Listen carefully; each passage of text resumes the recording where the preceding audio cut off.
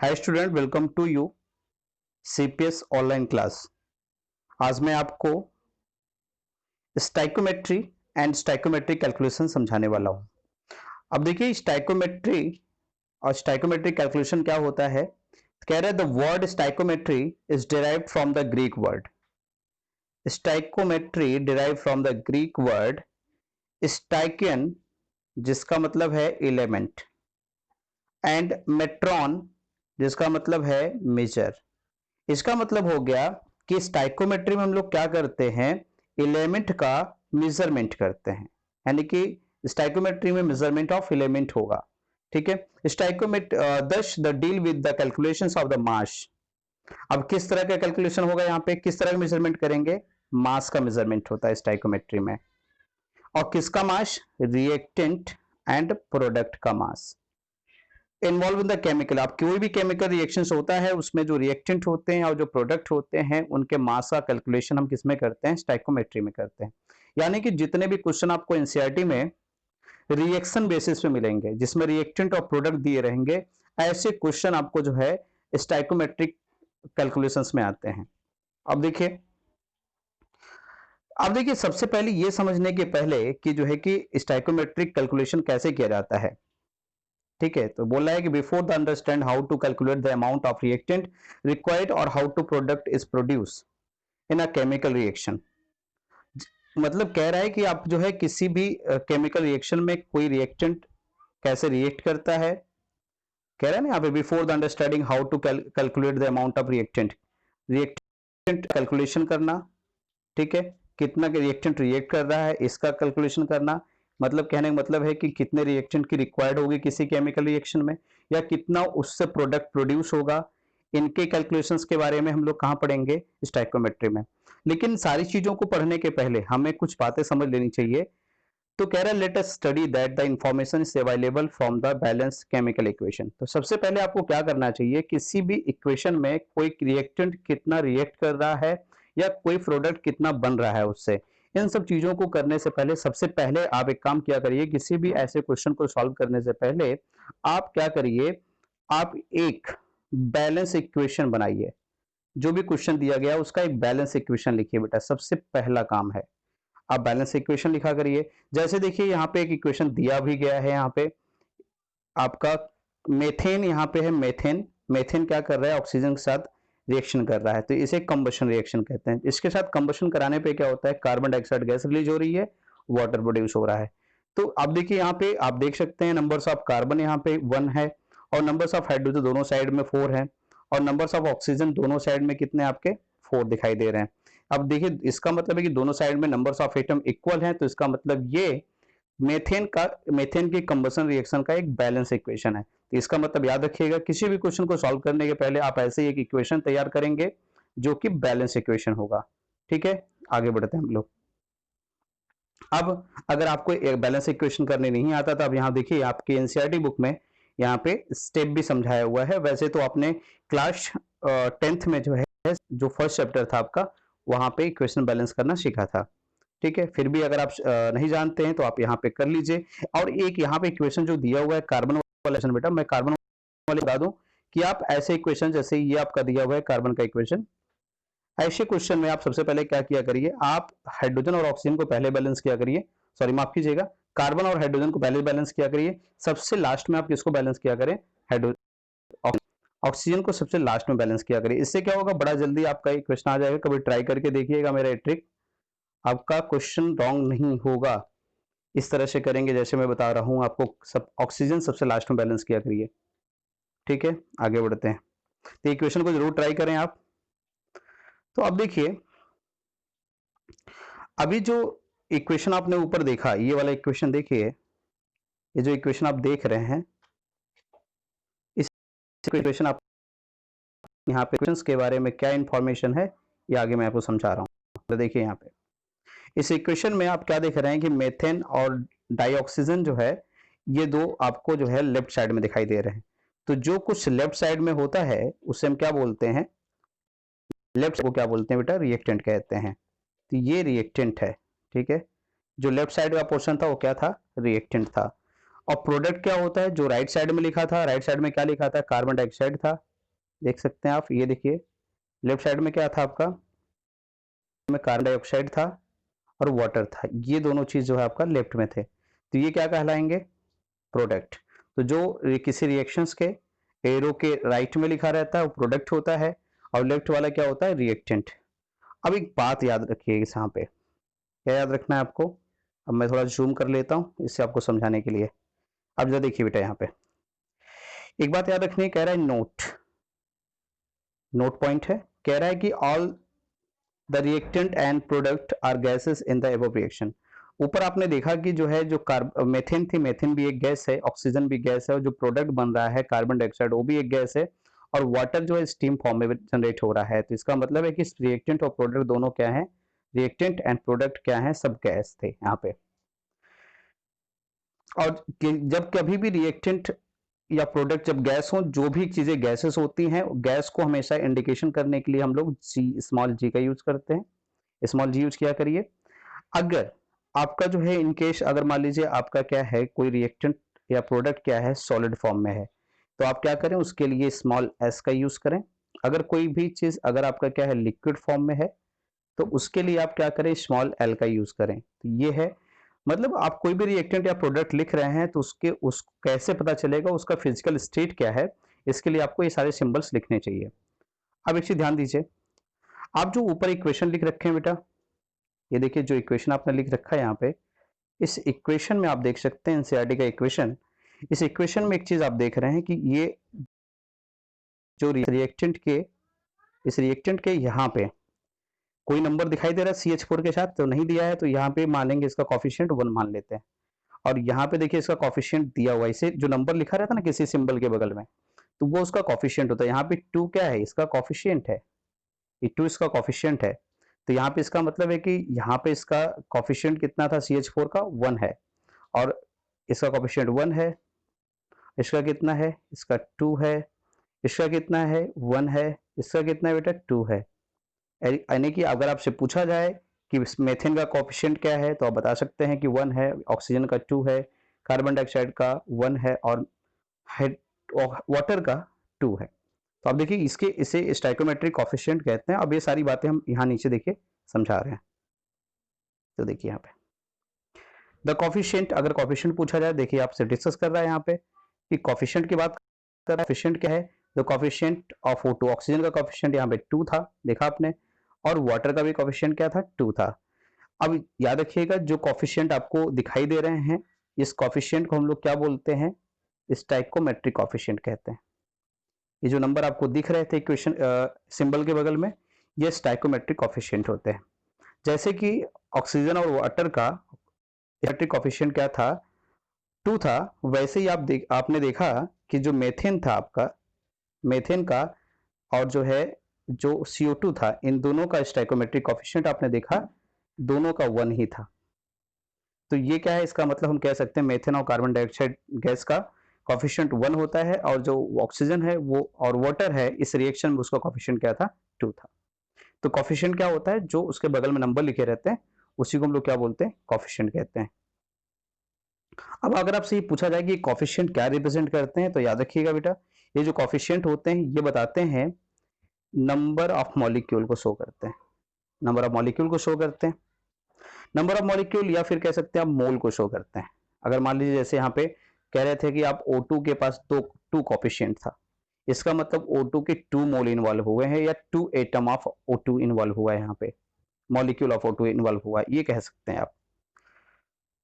ठीक है, तो ये बातें हैं, मतलब जिसको आप समझ सकते हैं किसी रिएक्शन को देख करके। जैसे देखिए यहाँ पे रिएक्शन आपका लिखा था बेटा, मैं फिर से समझा देता हूँ आपको। जैसे आपसे कहा जाए कि इस रिएक्शन में क्या दिख रहा है, तो मैं कह सकता हूँ इस रिएक्शन में 1 जो मोल था CH4 और 2 मोल जो है O2 रिएक्शन करके क्या करते हैं, कार्बन डाइऑक्साइड बनाते हैं, कितना, 1 मोल, और कितना, 2 मोल वाटर प्रोड्यूस करते हैं। समझ में आ रहा है एक चीज, तो ये कॉफिशिएंट ये शो करते हैं। या फिर मैं दूसरी लैंग्वेज में कह दूं कि जो है CH4 के 1 मॉलिक्यूल और ऑक्सीजन के 2 मॉलिक्यूल क्या करते हैं, रिएक्शन करके 1 मॉलिक्यूल ऑफ CO2 और 2 मॉलिक्यूल ऑफ वाटर प्रोड्यूस करते हैं। तो इस तरह से इस क्वेश्चन को समझा जा सकता है। यही सारी बातें यहाँ पे आपके एनसीईआरटी में समझा रहा है, जिसको आप समझिए। यहाँ पे ये देखिए चीजें यहाँ पे लिखी हुई हैं, ठीक है। तो ये आपका पॉइंट यहाँ पे, ये सब चीजें यहाँ पे समझा रहा है। अब देख सकते हैं ये बातें, यही सारी चीजें यहाँ पे लिखा जा रहा है, ठीक है। अब आगे समझिए। तो आपने देखा क्या कि जो कॉफिशिएंट था मेथेन का, वो कॉफिशिएंट क्या था, 1 था बेटा। हम कह सकते हैं कि 1 मोल मेथेन है, ठीक है। हम लोग कह सकते हैं कि 1 मोल मेथेन क्या कर रहा है बेटा, ऑक्सीजन के 2 मोल से, 2 कॉफिशिएंट था ना, तो 2 मोल ऑक्सीजन से क्या कर रहा है, रिएक्ट करके क्या करता है, जो प्रोडक्ट प्रोड्यूस करता है वो 1 मोल CO2 का और 2 मोल H2O का। तो यहाँ पे इसका मतलब है कि हमने कॉफिशिएंट को क्या मान के चला है, मोल मान लिया है। और देखिए दूसरे वाले कंसेप्ट में कह रहा है कि यहाँ पे कॉफिशिएंट को मॉलिक्यूल मान लिया गया है, ठीक है। तो आप उस कॉफिशिएंट कह सकते हैं, मोल कह सकते हैं, मॉलिक्यूल कह सकते हैं, वॉल्यूम कह सकते हैं। तो देखिए यहाँ पे मॉलिक्यूल मान लिया गया, 1 molecule of CH4 react with the 2 molecule of O2 and produce 1 molecule of CO2 and 2 molecule of H2O, ठीक है। तो यहाँ पे क्या मान लिया गया था, मॉलिक्यूल। अब देखिए यहाँ पे क्या किया जा रहा है भैया, यहाँ समझने की कोशिश करिए। यहाँ पे देखिए, यहाँ पे आपको रिलेट कर रहा है कि जो है आपका 1 मोल जो होता है, 1 मोल, जहां पे 1 मोल लिखा हो उसको आप क्या मान लें, उसको 22.7 लीटर कहा जाता है। क्या बोलेंगे, 22.7 लीटर माना जाता है, ठीक है। इसके वॉल्यूम को 22.7 देखिए, तो 1 मोल 22.7 है। तो आप देखिए CH4 के क्या थे, 1 मोल थे, 1 मॉलिक्यूल थे, इसलिए इसका वॉल्यूम क्या लिखा गया, 22.7 लीटर। और ऑक्सीजन जो था वो डबल था इसका, इसलिए इसका वॉल्यूम इसका डबल ले लिया गया। ये दोनों को रिएक्ट कराएंगे तो क्या होगा, देखिए आपको सिंगल मॉलिक्यूल CO2 का, इसका मतलब 22 CO2 के प्रोड्यूस होंगे। और जो इसका अमाउंट था वाटर का, ये क्या था, आपने देखा 2 कॉफिशिएंट था, तो इसलिए डबल हो गया। देखिए 45.4 लीटर हो गया। तो यहाँ पे आपका क्या कर दिया गया है, वॉल्यूम को क्या मान लिया बेटा, जो कॉफिशिएंट था उसको क्या मान लिया गया बेटा, वॉल्यूम मान के सॉल्व किया जा रहा है। अब आगे समझिए आप, अब क्या कह रहा है। अब देखिए आपका जो अब बता रहा है क्वेश्चन में, ये कह रहा है कि अब जो है हम मॉलिक्यूल को, जो कॉफिशिएंट था मॉलिक्यूल का, वो कॉफिशिएंट को हम क्या कर रहे हैं, ग्राम में लिख रहे हैं। तो अब देखिए कॉफिशिएंट को जब भी ग्राम में लिखना हो ना बेटा, तो आप क्या करें, उसको मोलर मोलर मास से रिप्रेजेंट किया जाता है। तो हम मोलर मास से देखिए, अब 1 मॉलिक्यूल ऑफ CH4 था, तो 1 CH4 का मोलर मास होता है, कार्बन का 12 हो गया, हाइड्रोजन का 4 हो गया, 12 और 4 क्या हो जाएगा, 16। ये देखिए इसका मास 16 लिख दिया, क्योंकि एक ही मॉलिक्यूल था, सिर्फ 16 ही लिखा जाएगा। जबकि क्या था, व्हाट जो ऑक्सीजन है, ऑक्सीजन जो होता है, ऑक्सीजन का एक एटम का मास होता है 16, जबकि यहाँ पे डबल एटम है, तो इसका मास हो जाएगा 32। अब देखिए ऑक्सीजन सिंगल तो था नहीं, ऑक्सीजन था डबल, इसका मतलब 32 वाले 2 मॉलिक्यूल थे यहाँ पे, तो इसलिए 32 इंटू 2 कर दिया है। अब देखिए जो CO2 है, CO2 का मोलर मास क्या होता है, 44 होता है, और CO2 के एक ही मॉलिक्यूल थे, इसलिए एक ही बार लिखा है यहाँ पे 44।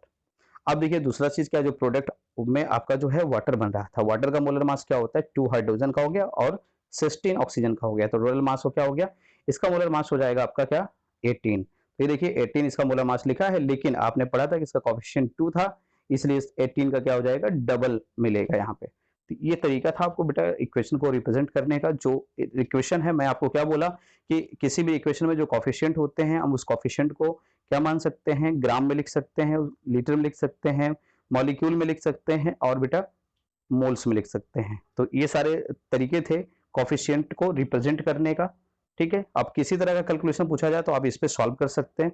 अब मैं आगे जरा समझाता हूँ, जरा समझने की कोशिश करिए आप। अब देखिए यहाँ पे बेटा जो आपका कभी भी याद रखिए, जैसे आप जो है क्या कर सकते हैं, मास से मोल, मोल से आपको जो है मास से मोल और मोल से नंबर ऑफ मॉलिक्यूल कैलकुलेट करने आना चाहिए। ये फार्मूला आप इसलिए याद रखिए। आप हमेशा क्या करना सीखिए बेटा, मास से आपका मास का मोल में कन्वर्जन, मोल का नंबर ऑफ मॉलिक्यूल में कन्वर्जन बोल सकता है। तो इस टाइप के क्वेश्चंस यहाँ पे पूछे जाते हैं, तो ये आपको निकालने आना चाहिए। देखिए जब कभी, पहले तो मैं आपको समझा दूं, जब कभी भी आपका मोल दिया रहेगा, मोल देगा, मोल को जब कन्वर्ट करने के लिए बोले आपका इसमें नंबर ऑफ मॉलिक्यूल में, तो करना है क्या आपको, तो मोल जब कन्वर्ट करने के लिए बोलेगा किसमें, मोल देगा और नंबर ऑफ मॉलिक्यूल पूछेगा, ठीक है। तो आप क्या करेंगे, नंबर ऑफ मॉलिक्यूल पूछा जाएगा मोल में, तो आप क्या करेंगे, उसमें 6 पॉइंट जो कोफिशिएंट है ना आपका 6.022 इंटू 10, उसको क्या बोलते हैं आप, एवोगाड्रो कांस्टेंट 6.022 इंटू 10 पावर 23। आप उससे क्या कर दें, जितना भी मोल दिया रहे क्वेश्चन में, उससे आप क्या करें 6.022 इंटू 10 पावर 23 का 6.022 इंटू 10 पावर 23। अब इसका मल्टीप्लाई कर दें इस नंबर का, तो आपका क्या हो जाएगा, मोल जो है वो नंबर ऑफ मॉलिक्यूल में कन्वर्ट हो जाएगा। और देखिए जनरली मैं आपको बता दूं कि एक फार्मूला जो होता है आपका मोल का, आपने पढ़ा भी होगा, मोल नंबर इक्वल टू होता है मास अपन मोलर मास। मोलर मास होता है, मास अपन मोलर मास हो जाएगा, ये आपका फार्मूला होता है। Mole equal to mass upon molar mass होता है। तो देखिए जब कभी भी आपका मास दे दे तो आप क्या करिए, मोलर मास से डिवाइड कर दीजिए। मास दे दे तो क्या करें आप, मोलर मास से डिवाइड कर दीजिए, तो क्या निकल जाए आपका, मोल नंबर यानी कि एन निकल जाएगा। तो ये तरीका है आपका मास से मोल निकालने का। और जब मोल दिया हो, ठीक है, मोल दिया हो तो क्या करेंगे, जितने मोल दिया रहेगा उसमें आप क्या करेंगे, एवोगैड्रो नंबर, जिसको हम लोग इससे रिप्रेजेंट करते हैं एन ए से, इसे आप क्या कर दें, मल्टीप्लाई कर दें, तो नंबर आप क्या निकल जाएगा, मॉलिक्यूल निकल जाएगा बेटा। ये तरीका है आपको निकालने का। इन फार्मूले को आप तैयार रखिए। देखिए बढ़ते हैं, जैसे यहाँ पे एक देखिए क्वेश्चन है, अब इस क्वेश्चन को सॉल्व करते हैं। तो आप क्वेश्चन क्या समझिए, कह रहा है कि क्वेश्चन में कह रहा है, क्वेश्चन पढ़िए, कह रहा है calculate the amount of water produce. कह रहा है कि वाटर कितना प्रोड्यूस हो रहा है, ये कैलकुलेट करना है by the combination of 10 gram of the methane. Methane का कंबशन हो रहा है। जब मेथेन का कंबशन होगा, मेथेन का कंबशन रिएक्शन, किसी भी फ्यूल का कंबशन जब भी होता है बेटा, याद रखना चाहिए आपको, कोई भी फ्यूल जब कंबशन करता है तो हमेशा उसके साथ ऑक्सीजन होता है। कोई भी फ्यूल जब कंबशन के साथ क्या रहेगा, ऑक्सीजन रहेगा। जैसे मेथेन फ्यूल है, जब भी रिएक्शन करेगा तो ऑक्सीजन जरूर प्रेजेंट रहेगा ये। तो अब देखिए जब भी कंबशन होता है तो कार्बन डाइऑक्साइड और वाटर प्रोड्यूस होता है। तो सबसे पहला काम, कोई भी क्वेश्चन इस टाइप का जब भी पूछे तो सबसे पहले आप क्या करें, उसका इक्वेशन आप जो है बना लीजिए।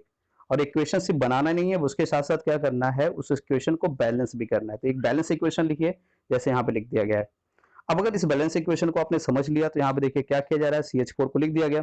अब समझने की कोशिश करिए, क्वेश्चन में को समझने की कोशिश करिए। क्वेश्चन में क्या पूछा गया है, आपका वाटर का मास, इसका वाटर क्या पूछा गया, मास। देखिए अब हिंट आपको कर दिया है कि आपको करना क्या है। अब देखिए करना क्या, क्वेश्चन समझिए, मैं बता देता हूं आपको। क्वेश्चन में क्या करना है मैं इसको समझा रहा हूं, आप जरा ध्यान से देखिए, आपको क्वेश्चन बहुत आसानी समझ में आ जाएगा। अब देखिए बेटा करना क्या है इसको। अब देखिए यहाँ पे मेथेन है आपका 1 मोल है, तो इसका मतलब 1 मोल का मास कितना होगा, 16 ग्राम होगा। 16 ग्राम इसका मास मेथेन का है, समझ लीजिए 16 ग्राम मेथेन है। ऑक्सीजन का मास क्या है, 1 ऑक्सीजन के मॉलिक्यूल का मास क्या होता है, 32 होता है। तो 2 यहाँ पे है, तो यहाँ पे हो जाएगा 64। तो 64 जो है आपका, ये जो है आपका में ऑक्सीजन है। और रिएक्ट करके क्या करता है, 1 मोल जो है कार्बन डाइऑक्साइड बनाता है। 1 मोल कार्बन डाइऑक्साइड का मोलर मास आप निकालेंगे तो 44 आएगा। अब देखिए जो वाटर होता है इसका मोलर मास 1 मॉलिक्यूल का 18 होता है, तो यहाँ पे 2 है, तो ये कितने हो जाएंगे, 36। अब बात को समझिएगा। तो आपसे पूछा क्या गया था, वाटर प्रोड्यूस होगा, कितना वाटर प्रोड्यूस होगा। तो आप देख रहे हैं कि जो मेथेन है आपका, मेथेन 16 ग्राम मेथेन के कंबशन से 36 ग्राम वाटर प्रोड्यूस होता है। यानी कि 16 ग्राम अगर आप मेथेन को क्या कराएंगे, कंबशन कराएंगे, तो 36 ग्राम वाटर प्रोड्यूस होगा। अब क्वेश्चन में क्या कहा, 16 ग्राम मेथेन को रिएक्ट कराना है तो कितना वाटर प्रोड्यूस होगा, ये पूछा था। तो मैंने अभी भी समझाया आपको कि जब आप क्या करेंगे, मेथेन को रिएक्ट कराएंगे तो कितना, देखिए 16 ग्राम मेथेन है, तो रिएक्ट कराएंगे तो 36 ग्राम आपको साफ साफ दिखाई दे रहा है यहाँ पे, 18 टू जा 36, 36 ग्राम आपका जो है वाटर प्रोड्यूस होगा। तो यही तो इसका आंसर है। आप देख सकते हैं यहाँ पे बहुत कर दिया। ये देखिए फाइनली इसका आंसर क्या आ जाएगा,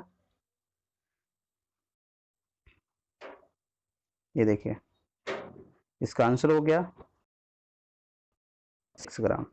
ये तो जनरल इक्वेशन था, उसी से सॉल्व हो गया। अब देखिए अगला क्वेश्चन मैं समझाता हूं आपको। कह रहा है कि how many mole of methanes required, methane की कितने मोल्स की रिक्वायर्ड होगी। ठीक है, जब 22 ग्राम CO2 प्रोड्यूस करना होगा। अब देखिए इस क्वेश्चन को सॉल्व करना बड़ा आसान है, मैं समझा देता हूं आपको।